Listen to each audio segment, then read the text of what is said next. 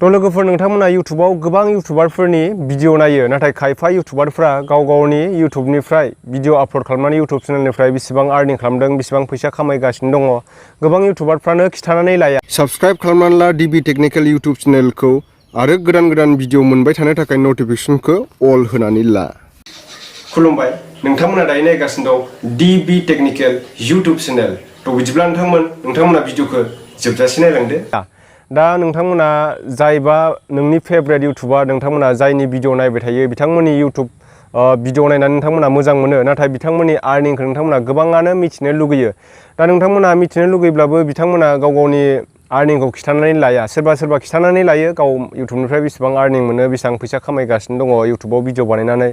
दा सोरबा बायदि इउटुबारा खिथानानै लायो नाथाय सोरबा बायदिया खिथानानै लाया। दा नोंथांमोना खिथानानै लायैफोरनि इउटुबारफोरनि आर्निंखौ गोबाङानो मिथिनो लुगैयो। दा नोंथांमोना मिथिनो लुगैब्ला बे भिडिअखौ जोबजासे नायब्लासो नोंथांमोना सोर इउटुबारा बेसेबां आर्निं खालामो नोंथांमोना गावनो खुद सार्च खालामनानै नायनो हागोन आरो ना। माने नोंथांमोना आन्दाज खालामनो हागोन आरो सासे इउटुबारा इउटुबनिफ्राय बेसेबां फैसा आर्निं खालामो आरो ना इउटुबाव भिडिअ बानायनानै।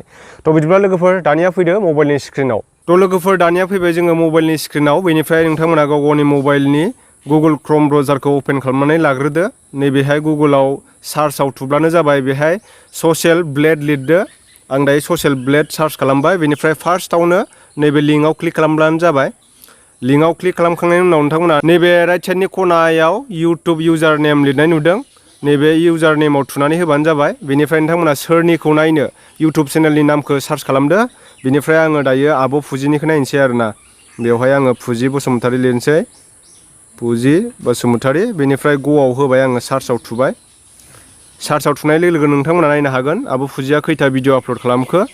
80था भिडिअ आपल'ड खालामबाय। बिनि साबस्क्राइबारा 1,68,000। बेनिफ्राय बिनि टटेल भिउखौ नायनो हागोन नै। बेनिफ्राय बियो 2008आव चेनेल क्रिएट खालामदों 6 अक्ट'बराव। बेनिफ्राय नैबेहाय नायनो हागोन बियो मान्थलि आर्निं खालामनाया जाहैबाय मासाव बियो $435निफ्राय $7,000सिम आर्निं खालामो आरोना मासाव। होमबा जोंनि बे जिनाखि $400 इउएसनि $435 इन्डियाव बेसेबां जायो आं नोंथांमोननो डिभाइड खालामनानै खिथानोसै। नायनो हागोन नोंथांमोना, आङो केलकुलेटराव फैबाय दायो।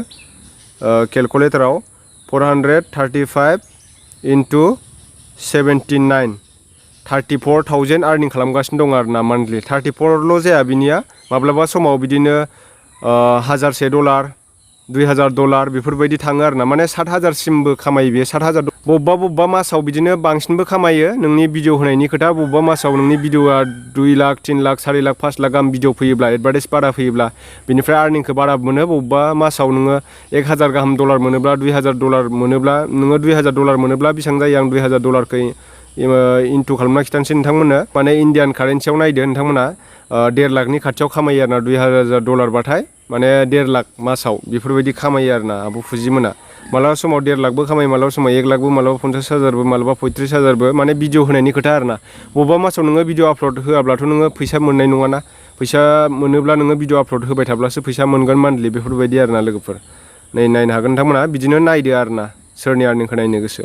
थ' लोगोफोर नोंथांमोना आंनि भिडिअखौ नायनानै सोर इउटुबारा इउटुबाव भिडिअ बानायनानै बेसेबां आर्निं खालामगासिनो दङ, सोर इउटुबारा गावनि चेनेलाव भिडिअ बानायनानै भिडिअ आपल'ड खालामनानै इउटुबाव बेसेबां फैसा खामायगासिनो दङ इउटुबनिफ्राय नोंथांमोना गोबाङानो मिथिनो मोनबाय आरो नायनोबो रोंखाबाय जानांसिगौ। नोंथांमोना आंनि भिडिअखौ नायनानै मोजां मोनदोंब्ला लाइक एन्ड शेयार खालामदो। लोगोफोरनो जेसेबां हायो लिंकखौ शेयार खालामना होदो।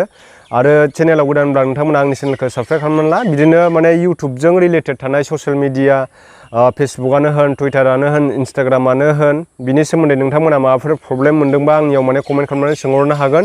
बिनिबो आङो भिडिअ बानायो। आरो दायो माने इउटुबा गोबां माने बिदिनो इउटुबखौ आपडेट खालामना होगासिनो दङ। माने इउटुबनिफ्राय गोबां गाइडलाइन्सफोर आपडेट जागासिनो दं। नोंथांमोना सोरबा बायदिया 4,000 घन्टाखौ वाट्च टाइमखौ कमप्लिट खालामनो हायाखै, सोरबा बायदिया 1,000 साबस्क्राइबारखौ कमप्लिट खालामनो हायाखै। नाथाय 2023निफ्राय बेफोर माने वाट्च टाइमखौ जोङो बुथुमलायनांला, 1,000 साबस्क्राइबखौल' बुथुमनांसिगौ। बेफोरबायदि आपडेट होगासिनो दं आरोना।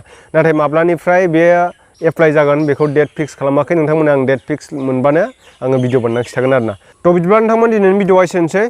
पिस आउट।